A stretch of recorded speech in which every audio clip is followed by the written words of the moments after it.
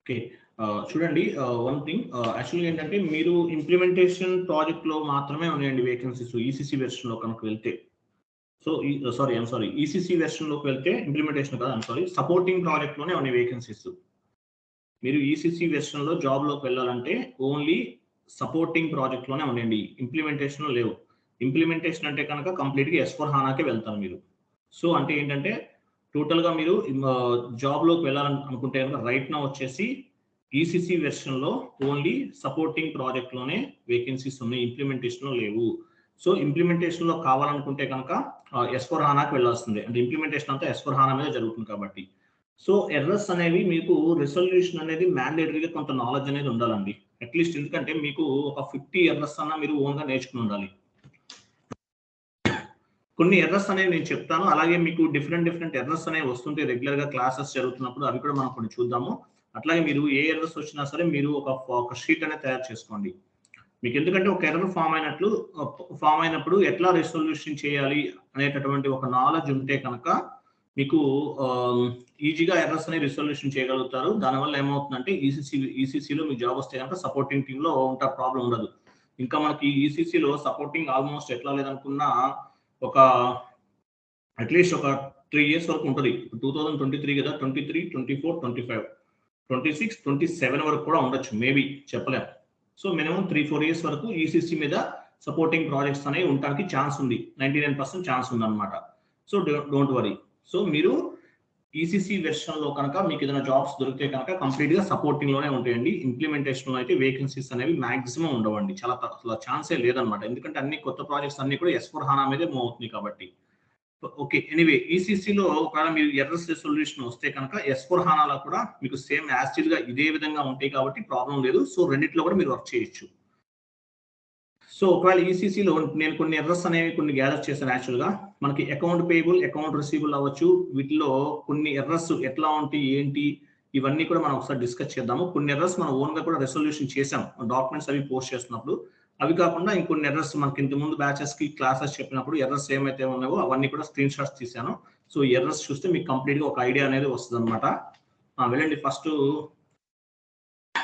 Error number 1. ఇప్పుడు యాక్చువల్‌గా ఇక్కడ చూడండి, ఇక్కడ ఏం ఎర్రర్ వచ్చింది? వెండార్ ఇన్వాయిస్ క్లియరింగ్ చేస్తున్నాం. వెండార్ ఇన్వాయిస్ క్లియరింగ్ F-53లో చేస్తున్నప్పుడు చూడండి, ద ఎంట్రీకి కిందకి రండి. ఏముంది అక్కడ? The entry KCH3 is missing in the table number T043G అంట. సో యాక్చువల్లీ ఇది ఏంటంటే ఇది కంప్లీట్‌గా యాక్చువల్‌గా టోలరెన్స్ కి సంబంధించిన ఎర్రర్ అండి. ఇది ఈ విధంగా కనిపిస్తే కనుక టోలరెన్స్ కి సంబంధించిన ఎర్రర్. మీకేంటంటే ఈ చూసినప్పుడు కొత్తగా అనిపిస్తుంది. నంబర్ ఆఫ్ టైమ్స్ మీరు వాచ్ చేశారనుకోండి, మీకు ఆటోమేటిక్‌గా ఏంటంటే ఈ ఎర్రర్ దేనికి సంబంధించిందో ఒక కంప్లీట్ ఐడియా వచ్చేస్తుంది. ఓకే. కిందకి రండి చూద్దాం. ఇది వెండార్ క్రియేషన్ చేసేటప్పుడు మనం ఏం చేస్తామంటే ఒక్కొక్కసారి టోలరెన్స్ గ్రూప్ ఇవ్వడం మర్చిపోతాం. అటువంటి సిచ్యువేషన్‌లో వస్తుంది ఎర్రర్ అనేది. టీ కోడ్ ఏముంది చూడండి. ఇప్పుడు వెండార్ క్రియేట్ చేసేటప్పుడు చూపించొద్దు ఫస్ట్‌లోనే. మీరు వెండార్ క్రియేట్ చేసే టైంలో టోలరెన్స్ గ్రూప్ అనేది మర్చిపోయారు. టీ కోడ్ ఏం తీసుకొని చేంజ్ చేస్తారు? వెండార్ చేంజ్ ఏం చేస్తారు? టీ కోడ్ ఏంటి? వెండార్ క్రియేషన్ టీ కోడ్ ఏంటి? వెండార్ చేంజ్‌కి ఏంటి టీ కోడ్? ఎవరు చెప్తారు? Sir XD02 changes. XK02 sir. పైన మీకు టీ కోడ్స్ కూడా ఉన్నాయి, చూపించండి ఒకసారి. వెండార్ క్రియేట్ చేసే టైంలో మీరు టోలరెన్స్ గ్రూప్ ఇవ్వకపోతే ఈ విధంగా ఎర్రర్ అనేది ఫామ్ అవుతుంది. సో మీరు వెండార్ చేంజ్ చేయాలంటే FK02 ఆర్ XK02 లోకి వెళ్ళి మీరు వెండార్ చేంజ్ చేసుకోవచ్చు. FK02 T code belongs to F5, XK02 T code belongs to MM. Already చెప్పాను నేను మీకు. ఓకే. సో మీరు దేని మీద క్రియేట్ చేస్తే ఆ టీ కోడ్ లోకి వెళ్తారు, FK02 ఆర్ XK02. సరే, మీరు XK01 మీద వెండార్ క్రియేట్ చేశారు. సో మనం ఏం చేసాం, కానీ టోలరెన్స్ గ్రూప్ అనేది మిస్ చేశారు మీరు వెండార్ క్రియేట్ చేసేటప్పుడు. సో ఏం చేస్తాము, వెండార్ చేంజ్ చేయాలి. అప్పుడు అంటే వెండార్ డేటా అనేది చేంజ్ చేసుకోవాలి, మాస్టర్ డేటా చేంజ్ చేసుకోవాలి. సో అప్పుడు ఏం చేస్తాము, XK02 లోకి వెళ్తాం. Vendor creation XK01, vendor change XK02. XK02 లోకి వెళ్ళాం. కిందకి రండి. కిందకి రండి సార్. సో యాక్చువల్గా వెండార్ అనేది సెలెక్ట్ చేసుకుంటాము. సెలెక్ట్ చేసుకున్న తర్వాత general data, company code data ఇవన్నీ ఉన్నాయి. సో మీరు ఏం చేంజ్ చేయాలనుకుంటున్నారు? అడ్రస్ చేంజ్ చేయాలనుకుంటున్నారా? కంట్రోల్ చేంజ్ కంట్రోల్ చేంజ్ చేయాలనుకుంటున్నారా, పేమెంట్ ట్రాన్సాక్షన్ చేయాలనుకుంటున్నారా, ఇవన్నీ చూస్తారు. సో కిందకి రండి. మనం ఏంటి టోలరెన్స్ గ్రూప్ అనేది ఇవ్వలేదు కాబట్టి కిందకి రండి, కొంచెం డౌన్ రండి, మూవ్ చేయండి కొంచెం. అక్కడ చూపించాలి. యాక్చువల్గా మీరు సెలెక్ట్ చేసుకోవడానికి కూడా చూపించాలి. పైన కొంచెం పైకి వెళ్ళండి, స్లోగా మూవ్ చేయండి, స్లోగా. XK02 ఇచ్చారు, ఇంకా పైకి వెళ్ళండి సార్. ఇక్కడ చూడండి, పేమెంట్ ట్రాన్సాక్షన్స్ అనేది సెలెక్ట్ చేసుకున్నాం. టిక్ మార్క్ ఉంది కదా, పేమెంట్ ట్రాన్సాక్షన్ అనేది సెలెక్ట్ చేసుకున్నాం. పేమెంట్ ట్రాన్సాక్షన్స్ అంటే ఏంటి చెప్పాను మీకు. పేమెంట్ ట్రాన్సాక్షన్స్ లో ఉంటుంది వెండర్ టోలరెన్స్ గ్రూప్ అనేది. పేమెంట్ ట్రాన్సాక్షన్స్ ఏమేమి చెప్పాను, పేమెంట్ ట్రాన్సాక్షన్స్ ఏముంటాయి, వెండర్ క్రియేట్ చేసే టైంలో పేమెంట్ ట్రాన్సాక్షన్స్ చెప్పాను నేను మీకు. ఏముంటాయి ఇక్కడ 0001 ఉంటుంది, 0002 ఉంటుంది, 0003 ఉంటుంది, లేదా మనం ఓన్ గా క్రియేట్ చేసుకున్న పేమెంట్ మెథడ్ అనేది ఉంటుంది అనమాట. మర్చిపోయారు మీరు, మర్చిపోకూడదు. కిందకి రండి. సో టోలరెన్స్ గ్రూప్ అనేది ఇవ్వటం మర్చిపోయాం మనం. ఇంకా కొంచెం డౌన్ కండి. చూసారా పేమెంట్ టర్మ్స్, చూసారా ఎక్కడ ఉన్నాయి, చూసారా 0001 ఎక్కడ ఉంది. అందువల్ల మనం పేమెంట్ టర్మ్ అనేది సెలెక్ట్ చేసుకున్నాం. తర్వాత ఏంటి, టోలరెన్స్ గ్రూప్ అనేది మనం మర్చిపోయాం. సో టోలరెన్స్ గ్రూప్ అనేది ఒక్కొక్కసారి వెండర్ క్రియేట్ చేసే టైంలో టోలరెన్స్ గ్రూప్ అనేది ఇవ్వటం మర్చిపోయినప్పుడు ఈ విధంగా ఎర్రర్ అనేది ఫామ్ అవుతుంది అనమాట. సో అప్పుడు ఏం చేస్తాం, టోలరెన్స్ గ్రూప్ అనేది ఇచ్చేసి మనం వెండర్ని సేవ్ చేస్తాం. అప్పుడు డాక్యుమెంట్ని ఆటోమేటిక్గా పోస్ట్ చేయొచ్చు, లేకపోతే క్లియర్ చేయొచ్చు. ఓకే, ఇది టోలరెన్స్ ఎర్రర్ అంటారు ఫస్ట్ది. తర్వాత నెక్స్ట్ ఇంకొక ఎర్రర్ ఏముంది, ఇక్కడ ఎర్రర్ ఏమొచ్చిందో చూడండి. కిందకి రండి, ఎర్రర్ చూపించండి, కిందకి రండి కొంచెం. Document splitting error. యాక్చువల్గా చూడండి, ఇది డాక్యుమెంట్ స్ప్లిట్టింగ్ ఎర్రర్ అని డైరెక్ట్ గా చూపిస్తుంది మనకి. మనం ఏంటంటే డాక్యుమెంట్ స్ప్లిట్టింగ్ ఎర్రర్ మీకు ఎలా చేయాలో మీకు తెలుసు. There is no item category assign to the account number అని చూపిస్తుంది మనకి. పర్టికులర్ అకౌంట్ నంబర్ అనేది చూపిస్తుంది. ఇక్కడ అలా కాదు, వేరేలా ఉంది. డాక్యుమెంట్ స్ప్లిట్టింగ్ అనేది రెగ్యులర్ గా వస్తుంటుంది. ఇంకా అంటే మనం డాక్యుమెంట్ స్ప్లిట్టింగ్ చేసిన తర్వాత కూడా ఇటువంటి ఎర్రర్ అనేది ఒక్కోసారి ఫామ్ అవుతుంది. ఇంకా నెంబర్ ఆఫ్ టైమ్స్ వస్తూనే ఉంటుంది. అప్పుడు ఇంకేం చేయాలి, ఫైనల్ గా మనం SM30లోకి వెళ్ళాలండి. SM30 టీ కోడ్ చూడండి. నేను కమాండింగ్ ఫీల్డ్ లో ఏమి ఇచ్చాను, SM30 ఇచ్చాను. SM30కి ఇచ్చి కిందకి రండి. SM30 ఇచ్చాను, ఎంటర్ కొట్టాను, ఎంటర్. మీకు నేను ఇది మాకు ఎర్రర్ చేయించినట్టున్నా కదా మీతోటి. V_FAGL_SPLIT_ACT అనే టేబుల్ నేమ్ ఇస్తాము. తర్వాత మెయింటైన్ పైన క్లిక్ చేస్తాం, అంతే కదా. కిందకి రండి, మెయింటైన్ కిందకి రావాలి. మీ నెట్వర్క్ స్లో ఉన్నట్టుంది.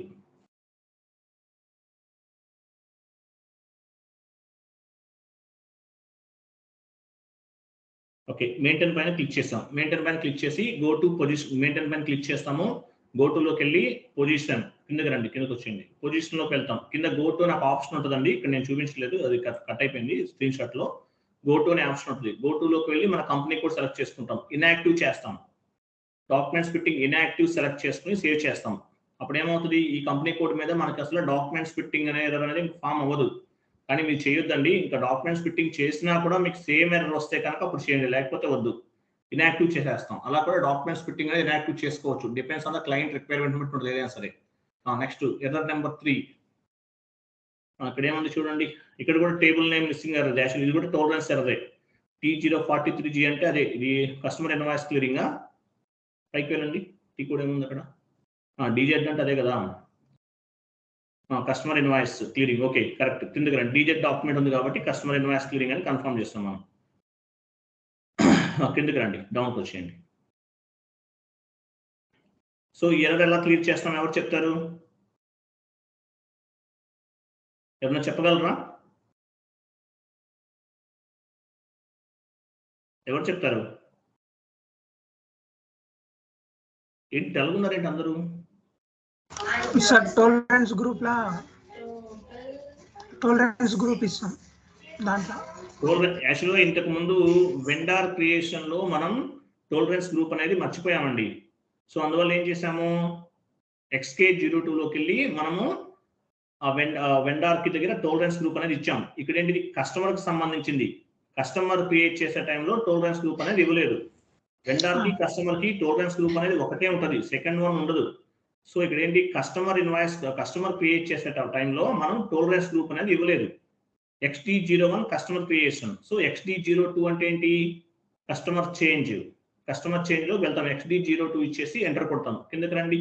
కస్టమర్ సెలెక్ట్ చేసుకోవాలి. తర్వాత XD02 ఇస్తాము, కస్టమర్ సెలెక్ట్ చేసుకుంటాము, ఎంటర్ కొడతాం. కిందకి రండి.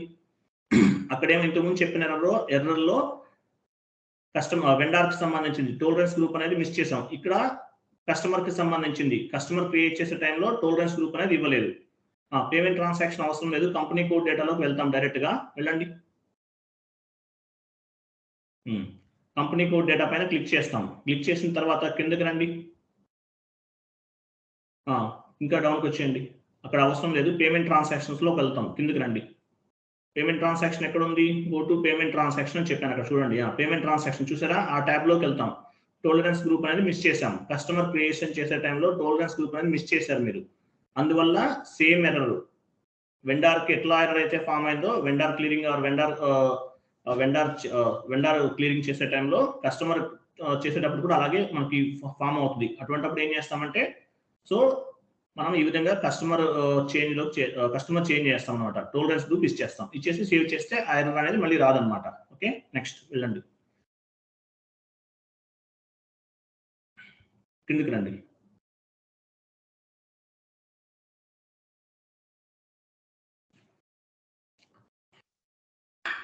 ఇక్కడ ఏముంది చూడండి.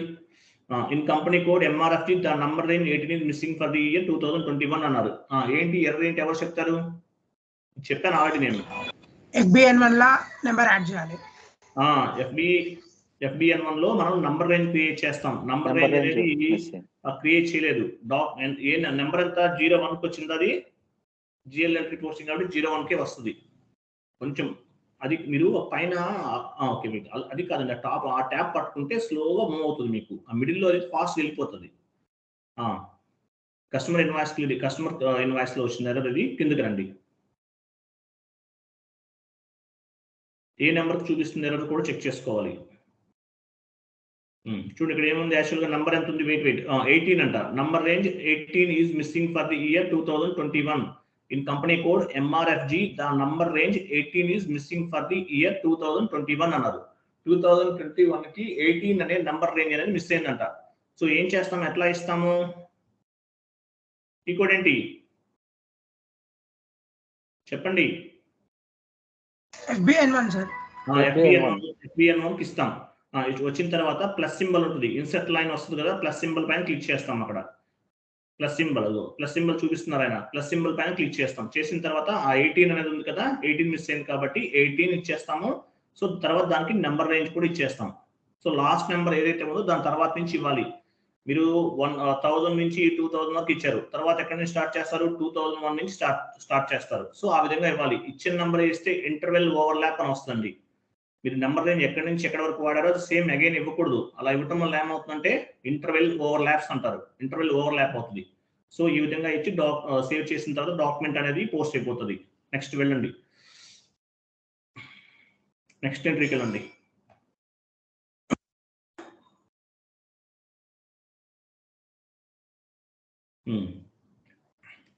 ఇది కూడా అంతే, సేమ్ అంతే కదా. ఇది కూడా సేమ్ డాక్యుమెంట్ నంబర్. ఈ నెంబర్ రేంజ్ 14 అనమాట. ఇక్కడ కూడా అంతే. OBA7 లోకి వెళ్ళి కూడా మనం డాక్యుమెంట్ ని సెలెక్ట్ చేసుకుని డీజెడ్ డాక్యుమెంట్ ని సెలెక్ట్ చేసుకుని మనం నంబర్ రేంజ్ అనేది ఇవ్వచ్చు. 14 మిస్ అయింది ఇక్కడ. సో ఇది కూడా సేమ్ బిఫోర్ ఎర్రర్ లో ఎలా చేసామో అలాగే చేస్తాం. ఓకే, వెళ్ళండి. కిందకి రండి.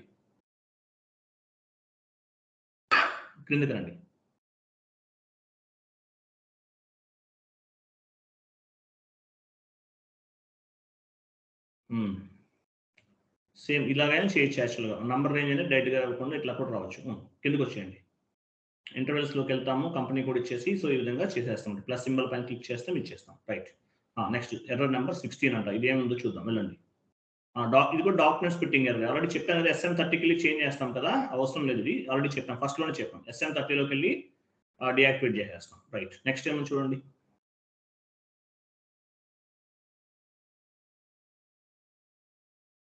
SM30లోకి వెళ్ళి ఇన్యాక్టివ్ చేస్తాం.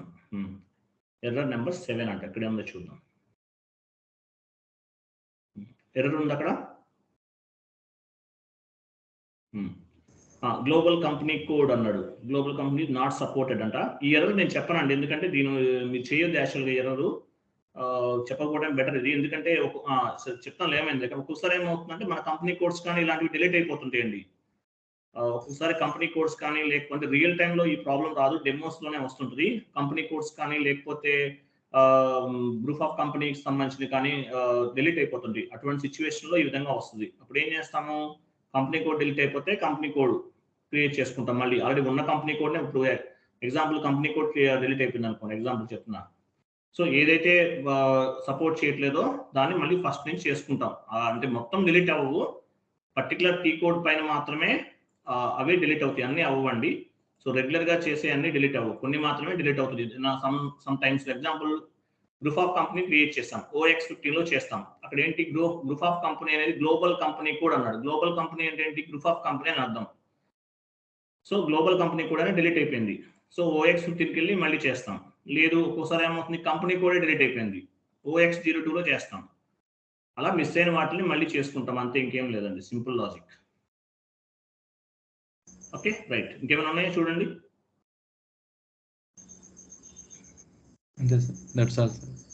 అయిపోయింది కదా, ఓకే. సో లాస్ట్లో ఇంకొక ఎర్రర్ ఉందండి, అది మీరు ఓన్గా అది ఎలా చేయాలి అంటే మీరు కనిపెట్టండి. ఒక ఎర్రర్ అని ఒకటి ఇచ్చాను అక్కడ లాస్ట్లో ఉంటుంది, ఎండ్ తర్వాత చూడండి, చేయండి. సో మీరు ఈ విధంగా ఎర్రర్స్ అనేవి కొన్ని క్రియేట్ చేసుకోండి. కొన్ని ఎర్రర్స్ అనేవి మీరు రెడీగా పెట్టుకోండి. అట్లీస్ట్ ఒక 30 to 40 ఎర్రర్స్ ప్రిపేర్ అయ్యారు అనుకోండి మీరు. సో తర్వాత ఆటోమేటిక్గా మీరు చేసేస్తారు. రియల్ టైంలో ఏ ఎర్రర్ వచ్చినా సరే మీరు ఓన్గా రెసొల్యూషన్ చేసి ఎక్కడ ప్రాబ్లం అయింది, సో దేనివల్ల ఈ ఎఫెక్ట్ అవుతుంది, డాక్యుమెంట్ ఎందువల్ల పోస్ట్ అవ్వట్లేదు అనేది మీకు ఒక ఐడియా వస్తుంది. సో దాన్ని బేస్గా చేసుకుని మీరు ఎర్రర్స్ రెసొల్యూషన్ అనేది చేసేస్తారు. రైట్ నో యాక్చువల్గా సపోర్టింగ్ ప్రాజెక్ట్లోనే వేకెన్సీస్ ఎక్కువ ఉంటాయండి, కంపేర్ దాన్ ఇంప్లిమెంటేషన్తో పోల్చుకుంటే. సపోర్టింగ్లోనే ఎక్కువ వేకెన్సీస్ ఉంటాయి. S/4HANA అవ్వచ్చు, ECC మీద అవ్వచ్చు, దేనిపైన అవ్వచ్చు. మేజర్గా ఉండేది సపోర్టింగ్ ప్రాజెక్ట్లో ఎక్కువ వేకెన్సీస్ ఉంటాయి కాబట్టి ఎర్రర్స్ రెసొల్యూషన్లో మంచి క్యాపబిలిటీ ఉండాలి. కాన్ఫిగరేషన్స్ ఎవరైనా చేసేస్తారండి, ఎర్రర్స్ రెసొల్యూషన్ అనేది మేజర్ టాస్క్ కాబట్టి ఎర్రర్స్ రెసొల్యూషన్ మీద ఎక్కువ ఫోకస్ పెట్టండి. Each and every one minimum ఒక 50 ఎర్రర్స్ ఈ విధంగా గ్యాదర్ చేసుకోండి. నేను చెప్పే ఉంటాయి, ఇంకా ఆన్లైన్లో చాలా ఎర్రర్స్ ఉంటాయి, చాలా మంది సొల్యూషన్స్ చెప్తుంటారు. కొంతమంది యూట్యూబ్లో కొన్ని ఎర్రర్స్ అనేవి పోస్ట్ చేస్తుంటారు. సో దేని వల్ల ప్రాబ్లం అయితే ఈ విధంగా ఎర్రర్ ఫామ్ అవుతుంది అనేది. సో అటువంటివన్నీ కూడా కొంత ఇన్ఫర్మేషన్ గ్యాదర్ చేసుకుని ఒక 50 ఎర్రర్స్ రిసొల్యూషన్ చేసుకుని మీరు అవి ఒక ఫామ్ కింద తయారు చేసుకోండి. Okay right.